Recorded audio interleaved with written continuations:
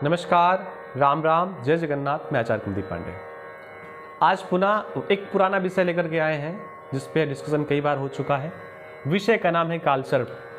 योग कहें या दोष कहें, सिर्फ कालसर्प कहते हैं, बाकी खुद आप समझ जाएंगे कि इसे योग कहें या दोष कहें। भारतवर्ष के जो बड़े लोग हैं, बड़े का मतलब धनवान लोग हैं, और जिन्होंने व्यापार की फील्ड में, धन की फील्ड में, या अपनी जिस फील्ड में वो काम कर रहे हैं, जिन्होंने ऊंचाइयों को प्राप्त किया है, जिन्होंने एक बड़ा आयाम इकट्ठा किया है, जिन्होंने एक बड़ा एम्पायर पैदा किया है, जिन्होंने कई कई हजार लोगों को आश्रय दिया, नौकरियां दी, तो कितने लोग उनके यहाँ कार्य कर रहे हैं, ऐसे ज़्यादातर लोगों की स्थिति कुंडलियों पर काल सर्प योग रहता है।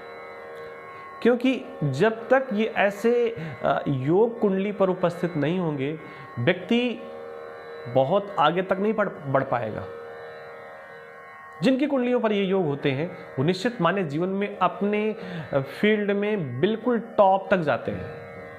मैंने अभी एक दिन चर्चा की थी एक क्रिकेटर को लेकर के, वो बिल्कुल टॉप तक पहुंचा और उसने मेहनत की और कालसर्प योग कुंडली पे था ही, तो उसका उन्हें लाभ भी मिला।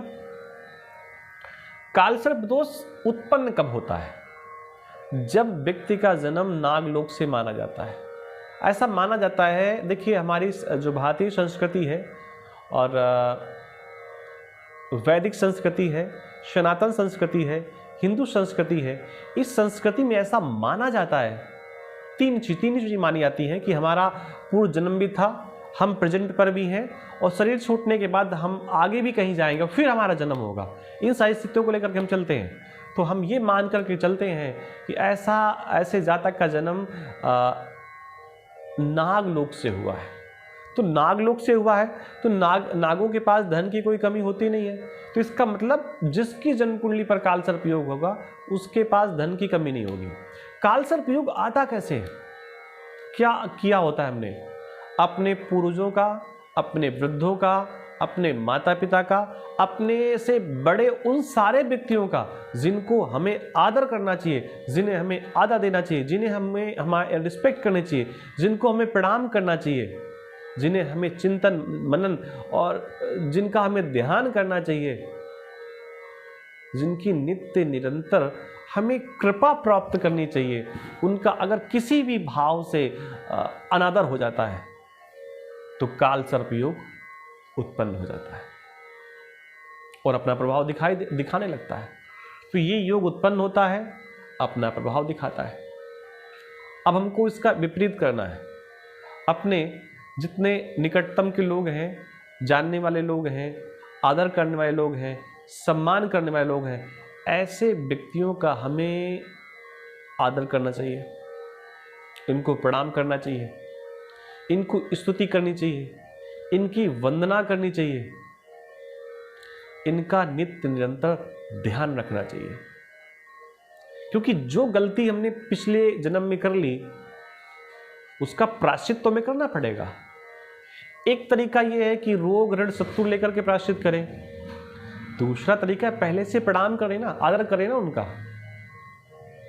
तो ये अगर स्थितियां हम ऐसे कार्य हम करते हैं तो निश्चित मानिए कि जो दोष है हमारा योग में परिवर्तित हो जाएगा। आगे चर्चा पर ले जाने से पहले आपको बता दें कि हमें शिव की उपासना कालसर्प दोष में तत्काल लाभ देती है। शिव की उपासना से कालसर्प जैसे भयानक दोष से हमें मुक्ति मिलती है, जातक को मुक्ति मिलती है और बहुत लाभ मिलता है। और क्योंकि शिव कालों के भी काल है, शिव का नाम ही महाकाल है। ऐसा लोग कहते हैं कि काल उसका क्या बिगाड़े जो भक्त हो महाकाल का। तो शिव महाकाल है, कालों के भी काल है। तो वैसे कई काल सर्प, काले काले सर्प, काले काले नाग शिव के गले पे ऐसे ही खेलते रहते हैं, हाथ पैरों बॉडी के पास रहते, आस पास रहते हैं, सुरक्षित रहते हैं, किसी को कष्ट भी नहीं पहुंचाते। ऐसा नहीं है कि नागों का स्वभाव है कि अपने आप को बचा लिया और दूसरे को कष्ट पहुंचाते, ऐसा नहीं। अपने आप को सुरक्षित रखते हैं, सामने वाले को सुरक्षित रखते हैं, कष्ट देते नहीं, कष्ट लेते नहीं। ये शिव का प्रभाव है, शिव के आसपास के जितने लोग हैं उसका प्रभाव है। तो ये स्थितियां अगर हैं तो ऐसा मानिए। अब ये बन किस भाव में रहा है? उदाहरण के रूप में राहु यहां पर बैठे, केतु यहां पर बैठे।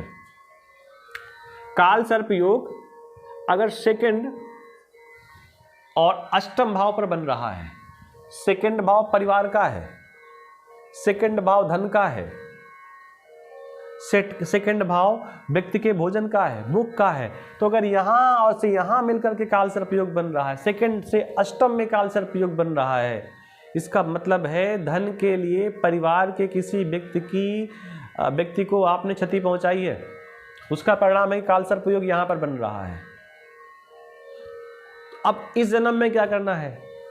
परिवार को धन की कमी ना होने पाए, इसलिए परिवार को धन देना है उस कर्ज से मुक्ति पाने के लिए। अगर यही दोष आपका 3 और 9 यानी कि इस भाव और इस भाव पर बन रहा है, ये भाव भाई का है, ये भाव पिता का है, ये भाव धर्म का है और ये भाव कर्म का है, तो धर्म के प्रति दुर्व्यवहार किया होगा, पिता के प्रति दुर्व्यवहार किया होगा या भाई के प्रति दुर्व्यवहार किया होगा। ये जब तीसरे और 9वें भाव पर काल सर्प योग बनता है तो ऐसी स्थितियां उत्पन्न होती हैं।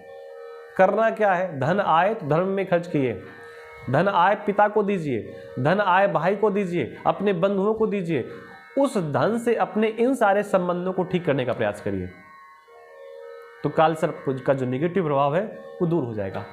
अगर 4 और 10 का संबंध बन रहा है, ये कर्म का भाव है, ये मां का भाव है, सुख का भाव है, सैया का भाव है, वाहन सुख का भाव है, तो और यहां पर अगर काल सर्प दोष बन रहा है, इसका मतलब है वाहन के लिए किसी घर के परिवार के व्यक्ति को, स्पेशली माता को कष्ट दिया गया। धन दो नहीं तो प्राण ले लूंगा। धन किस लिए दो? वाहन खरीदना है। धन किस लिए दो? व्यापार करना है। ना हो तो मांग करके लाओ। अगर धन के लिए परिवार के किसी खास व्यक्ति को, माता पिता को परेशान किया गया है, तो चौथे और 10वें पे काल सर्प योग आपकी कुंडली पर उत्पन्न हो सकता है। पंचम और एकादश, पुत्र, शिक्षा, आय के स्रोत, मन, मस्तिष्क, दिमाग, ब्रेन, बुद्धि का उपयोग किसी को नष्ट करने के लिए किया गया हो, धन का उपयोग किसी को बर्बाद करने के लिए किया गया है, विद्या का उपयोग किसी को नीचा दिखाने के लिए किया गया है, संतान का उपयोग संतान से किसी को डराया गया, धमकाया गया, तो यहां पर काल सर्प योग बनता है। भैया किसी बच्चे को देखें जिसकी शिक्षा नहीं हो रही है, धन दीजिए उसे। मन ठीक करिए, किसी का रोया हुआ मन है, किसी का दुखी मन है, परेशान है व्यक्ति, उसके मन को ठीक करिए। अपनी आय का कुछ हिस्सा इन दोनों जगह खर्च करिए, शिक्षा पे भी और किसी के मन को पॉजिटिव करने के लिए, सकारात्मक करने के लिए। अगर काल सर्प दोष 6वें और 12वें भाव पर बना हुआ है, रोग, ऋण, शत्रु, निंद्रा, सैया सुख, विदेश, आपने किसी से कर्ज लिया और धन देने का नंबर है तो उसको चोट पहुंचा दी, गायब हो गए आप। रोग का ट्रीटमेंट करवाया, इलाज करवाया, धन देने का नंबर आया, गायब हो गए। शत्रु आया, तो कई प्रकार के दंड होते हैं। शत्रु को ऐसा दंड दिया कि उसका परिवार नष्ट भ्रष्ट हो गया। किसी के सुख को छीन लिया, निंद्रा सुख को छीन लिया आपने। विदेश में गए, वहां पर कुछ ऐसा कराए कि सब गड़बड़ सड़बड़ कर दिया, तो भैया ध्यान रखिए। कोई बीमार है, आपके पास पर्याप्त भगवान के पास धन है, थोड़ा सा उसकी बीमारी पर लगा दीजिए। किसी को आपने उधार का पैसा दिया, मत लो, ले जाने दो, कुछ तो कर्जा वापस करो, शत्रु को क्षमा कर दो। अगर यहां पर बन रहा है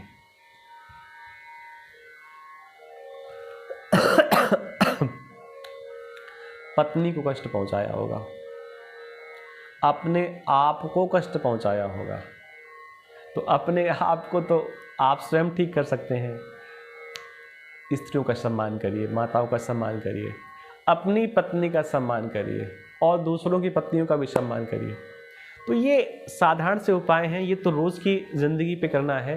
लेकिन जब भी मौका मिले महादेव का पूजन करिए, महाकाल की शरण पर जाइए।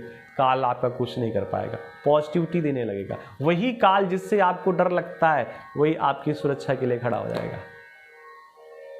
तो आज के संस्करण में इतना ही। अगर पहली बार आया तो उसको सब्सक्राइब जरूर कर लें चैनल को। मिलते हैं नई जानकारी के साथ। आप सबको राधे कृष्णा, नमस्कार, जय जगन्नाथ।